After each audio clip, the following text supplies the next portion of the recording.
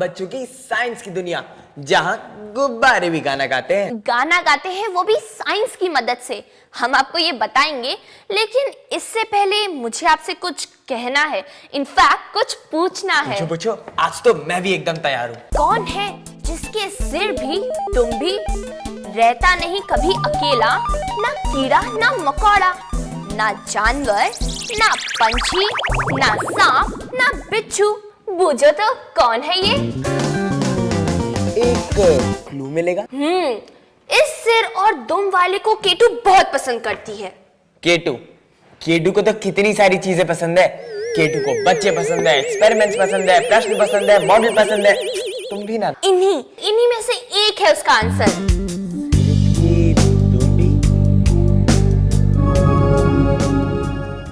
I got it. प्रश्न जिसकी सिर है और दुम भी। सवाल के सिर और दुम क्यों है, ये तो आप केटू से ही सुनिए। सवाल के सिर भी और दुम भी, ऑफ कोर्स, नहीं समझे? सिर इसलिए क्योंकि सिर में होता है दिमाग, और हमारे हर सवाल भी होते हैं इंटेलिजेंट, दिमाग वाले। और दुम इसलिए क्योंकि हर सवाल के पीछे पीछे आता है उसका जवाब, उसका एक्सप्लेनेशन, मतलब उसकी दुम।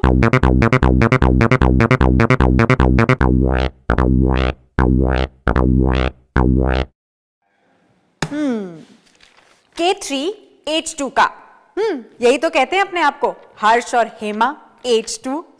सवाल पूछा है टीवी के बारे में। कहते हैं कि टीवी के सामने हाथ रखने से बाल क्यों खड़े हो जाते हैं? अरे दीपिका और शिवम भी तो गुब्बारों से खेल रहे थे ना। टीवी, बाल, गुब्बारे, सब कुछ ही तो जुड़ा है, देखिए।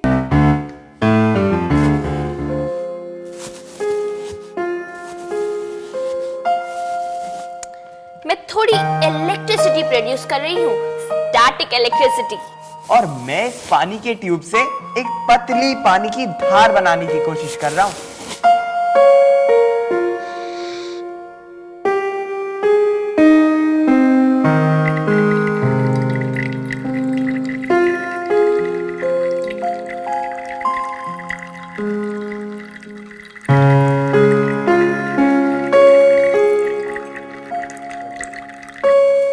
ये बन गई।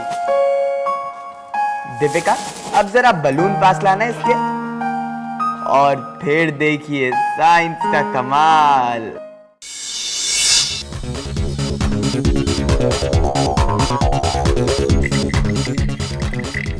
गुब्बारे को बालों में रगड़ने से ऐसा क्या हुआ जो पानी की धार भी इसके पास खींची चली आई?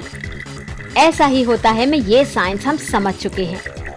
गुब्बारा बालों से रगड़ता है तो बालों के इलेक्ट्रॉन्स उसमें चले जाते हैं। ज्यादा इलेक्ट्रॉन्स मतलब स्थिर विद्युत, एक जगह जमा चार्ज। बिल्कुल यही होता है जब टीवी चलता है। टीवी की इलेक्ट्रॉन गन्स स्क्रीन पर इलेक्ट्रॉन्स दागती हैं, जिससे स्क्रीन के पीछे स्थित फास्फर्स चमकते हैं और स्क्रीन पर तस्वीर बनती है। इन इलेक्ट्रॉन्स में से कुछ स्क्रीन पर जमा हो जाते हैं और बन जाती है स्टैटिक इलेक्ट्रिसिटी।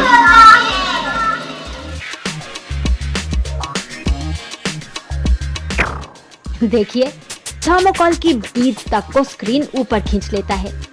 यही स्थिर विद्युत हमारे हाथों के बालों को भी अपनी तरफ आकर्षित करती है, वो खड़े हो जाते हैं। कंप्यूटर के मॉनिटर पर भी ऐसा ही होता है। मैं K2 और आप H2, मैं क्यों और कैसे, और आप हर्ष और हेमा। और आप सबके लिए भी एक बात जरूर याद रखिएगा कि हर चीज का कोई ना कोई कारण जरूर होता है। हर सवाल का जवाब होता है, जैसे इस सवाल का भी है जो पूछा है हमसे कृष्ण गुप्ता ने। मैंने ताली बजाई, आपको सुनाई दी। मैंने ताली 2 बार बजाई, आपको 2 बार सुनाई दी। लेकिन फिर ये आवाज कहां चली गई? यही तो पूछा है कृष्णा ने। पूछते हैं कि सुनाई देने के बाद आवाज कहां गायब हो जाती है, कहां चली जाती है? इसका जवाब छुपा है साउंड वेव्स में, ध्वनि तरंगों में। चलिए समझ लेते हैं। साउंड एक वाइब्रेशन, एक कंपन, मानो एक धक्का। ध्वनि माध्यम को धक्का देकर ही तो आगे बढ़ती है। जितनी जोर का धक्का उतनी अधिक ऊर्जा, उतनी जोर की आवाज। लेकिन ये धक्का जैसे जैसे दूर जाता है वो कमजोर होता है और आखिर में खत्म हो जाता है। तभी तो आवाज के सोर्स के जितने पास हमारा कान, उतनी जोर की आवाज। दीपिका और शिवम के अड्डे पर एक तस्वीर लगी है सर आइंस्टाइन की। कभी नोटिस की है? उसमें वो ऐसे जीभ चिढ़ा रहे हैं। कभी सोचा है किसको और क्यों चिढ़ा रहे हैं? शायद दीपिका और शिवम को भी इसका जवाब ना पता हो। आपको पता है? यही तो है मेरा K3 उन दोनों के लिए। तो देखते रहिए।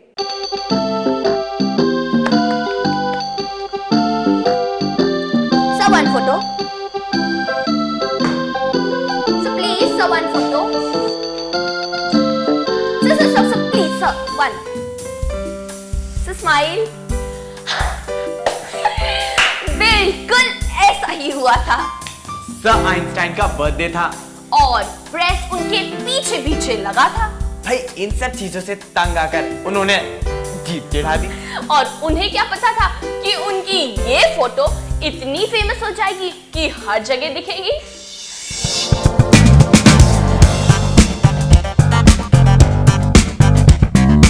सर अल्बर्ट आइंस्टाइन को 20वीं शताब्दी का सबसे महान साइंटिस्ट कहा जा सकता है।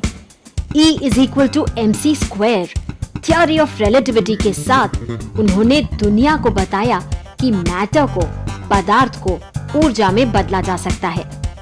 सर आइंस्टाइन का जन्म जर्मनी में हुआ, लेकिन उन्हें तो एक वर्ल्ड सिटीजन माना जाता है। तभी तो इस वर्ष मतलब 2005 को पूरी दुनिया वर्ल्ड ईयर ऑफ फिजिक्स जैसे मना रही है। K2, हमारा जवाब सही है ना? बिल्कुल सही, वेरी गुड। वैसे काफी इंटरेस्टिंग कैरेक्टर थे सर आइंस्टाइन। चलो अब हम एक गेम खेलते हैं। K2 गेम, पर अगला K3? अगले K3 के जवाब में तो है ये गेम, गुदगुदी। देखो इसे तो बिना किए ही हो रही। जब हम खुद को करते हैं तो कुछ नहीं होता, लेकिन किसी और को करते हैं तो दीपिका की तरह उछल जाता है। K2 पर वैसे भी गेम और गुदगुदी के बीच में क्या रिश्ता?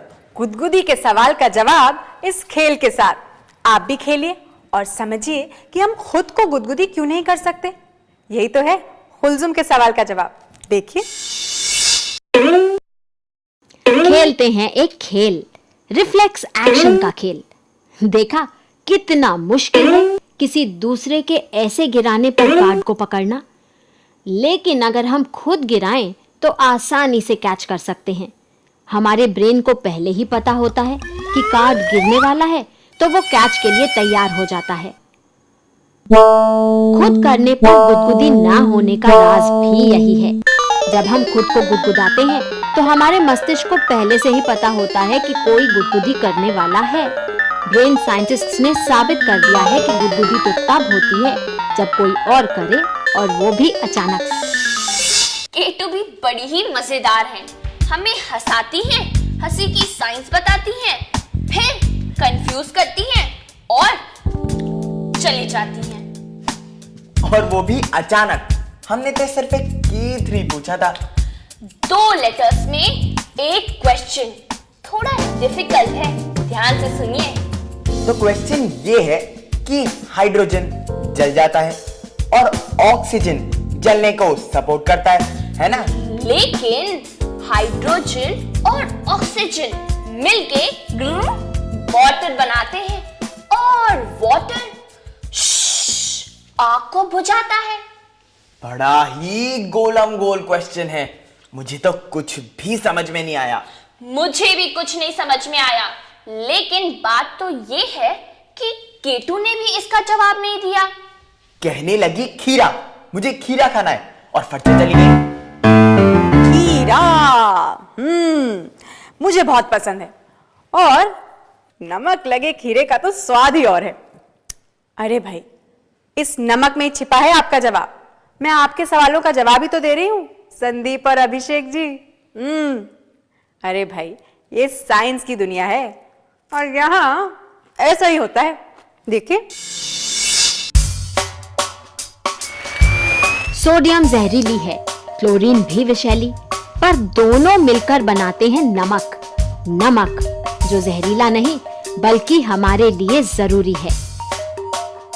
विज्ञान का एक इम्पोर्टेंट नियम समझ लें। एलिमेंट्स के मिलने पर जो कंपाउंड बनते हैं उनकी प्रॉपर्टीज बिल्कुल अलग होती हैं।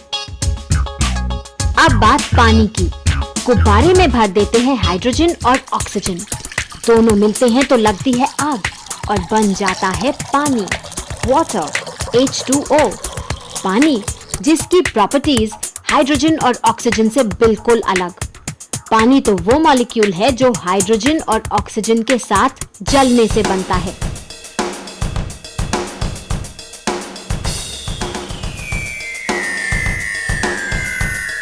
पानी की गर्मी सोखने की क्षमता बहुत ज्यादा है, इसीलिए वो आग बुझाता है।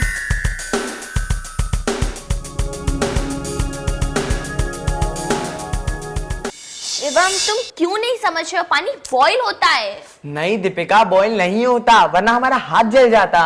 ऐसा कुछ नहीं है, पानी बॉईल होता है। क्या पोपो पानी कर रही हो? मैं कह रहा हूँ कि पानी बॉईल नहीं होता। याद है जब हम लोग नहीं दीपिका, नहीं, समझने की कोशिश करो। अरे आप मत घबराइए, हम लड़ाई नहीं कर रहे, हम अपना दिमाग दौड़ा रहे हैं। हम एक K3 का जवाब ढूंढ रहे हैं। सवाल वाटर साइकिल पर है। पृथ्वी की सतह पर से पानी हमेशा इवेपोरेट होता जाता है और वो हवा से मिल जाता है। पर भाप बनती है 100 डिग्री सेल्सियस पर, और वो तो पानी का बॉइलिंग पॉइंट है। तो क्या सच में नदी और समुंदर का पानी बॉइलिंग हॉट होता है? और हम झगड़ इसलिए रहे थे कि हमें समझ में नहीं आ रहा था कि हम इसका जवाब कैसे दें। हाँ, तो मैं क्या कह रहा था कि ऐसा नहीं हो सकता दीपिका। इन दोनों को यूं ही झगड़ने देते हैं। इस सवाल का जवाब मैं आपको देती हूँ। अब सवाल इतना इंटरेस्टिंग है तो जवाब भी थोड़ा इंटरेस्टिंग स्टाइल में देना पड़ेगा। ये भी तो वेपराइजेशन है। मेरी सांस का मॉइस्चर वेपर बन गया। तो वेपराइजेशन और बॉइलिंग में क्या अंतर है, ये जानते हैं आप? देखिए,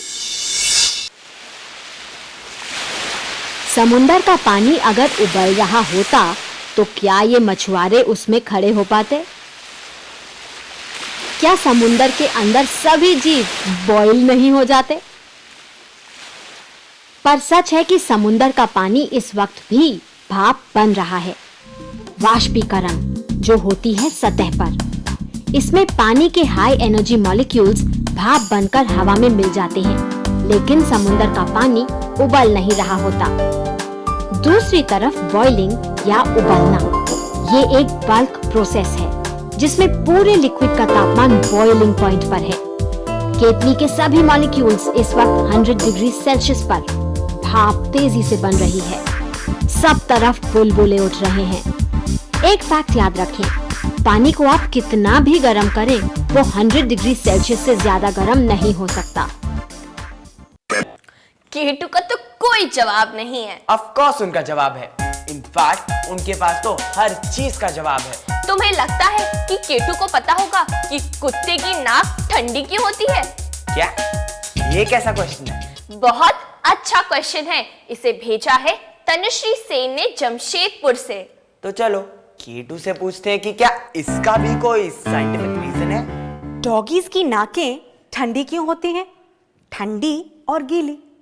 उनकी नाकों को इस अंदाज में कभी नहीं देखा होगा आपने। चलिए देखते हैं और सूंघ निकालते हैं इस केतली का जवाब। कुत्तों की नाक अजब है। गीली इसलिए क्योंकि नाक के अंदर है विशेष ग्रंथियां जो उसे लगातार गीला रखती हैं। ठंडी इसलिए क्योंकि नाक से लगातार इवेपोरेशन होती है। कुत्ते के स्वेट ग्लैंड्स सिर्फ पंजों में हैं, इसीलिए वो जीभ बाहर लटकाकर हाँफता है और नाक से भी गर्मी दूर भगाता है। गीली नाक ही सूंघने में मदद भी करती है।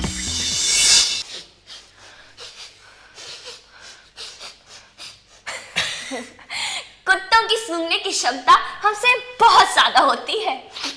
बल्कि कुछ कुत्तों की ब्रीड्स तो ऐसी होती है जो हमसे 10,000 गुना ज्यादा बेहतर सूंघ सकते हैं। और हाथी तो कुत्तों के भी गुरु हैं।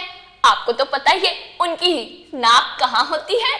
उनकी नाक होती है उनकी सूंड की टिप पर। इससे वो किलोमीटर्स तक की खुशबू ले सकते हैं। खुशबू और बदबू भी। दीपिका, भाई पोलार बेयर्स भी अपने सेंस ऑफ स्मेल के लिए बहुत मशहूर हैं। और पोलार बेयर्स को तो हम भूल ही गए। यही तो है हमारा K3, पोलार बेयर्स और वॉलरसेस। आई एम श्योर K2 को जरूर याद होगा। चूहे, हाथी, खरगोश, कुत्ते, बिल्ली, गाय, भैंस, डॉल्फिन, सील्स, वॉलरस और हम सब एक ही फैमिली के तो हैं, रिश्तेदार। हम सब हैं मैमल्स, स्तनधारी। तो ध्यान में रखिएगा ये बात जब हम देंगे आपको हमारा अगला K3। तो मान लेते हैं ये बोतल है एक पोलर बेयर। इस पोलर बेयर को लगानी है इसके अंदर डुबकी अपना खाना लेने के लिए। तो इसने ली एक लंबी सांस। शुरू हो जाए।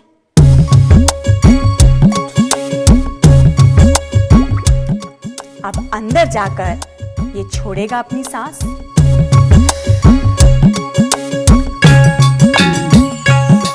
अब क्या ये फिर से सांस अंदर खींच पाएगा? देखें।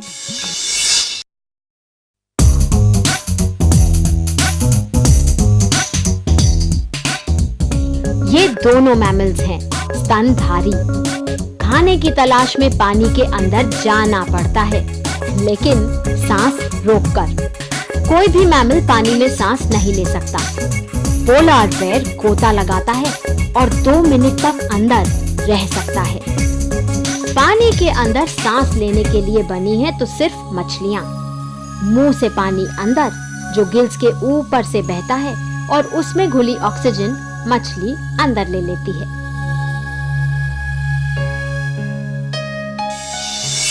व्हेल्स पानी के अंदर सांस रोकने की चैंपियन है तो मैमल, लेकिन अपने आप को पानी के अंदर रहने के लिए अडैप्ट कर लिया है। टर्टल्स और सांप भी पानी के अंदर रहते हैं, लेकिन सांस लेने के लिए बाहर आना ही पड़ता है। बस याद रखना है तो सिर्फ ये कि मछलियां यानी फिशेस के अलावा कोई भी पानी में सांस नहीं ले सकता। इसे ट्राई भी ना कीजिए। सबसे मोटा, सबसे पतला, सबसे बड़ा, सबसे छोटा, सबसे तेज, सबसे धीमा। पहला, फर्स्ट एवर। ऐसे रिकॉर्ड ब्रेकिंग फैक्ट्स में हम सबको बड़ा इंटरेस्ट होता है। तभी तो हम लेकर आए हैं आपके लिए बहुत सारे मजेदार सवाल, जिनके जवाब देंगे फटाफट। दुनिया में पहला ग्लोब बनाने का श्रेय जाता है मार्टिन बीहेम को। बीहेम जर्मनी में मैप मेकर थे।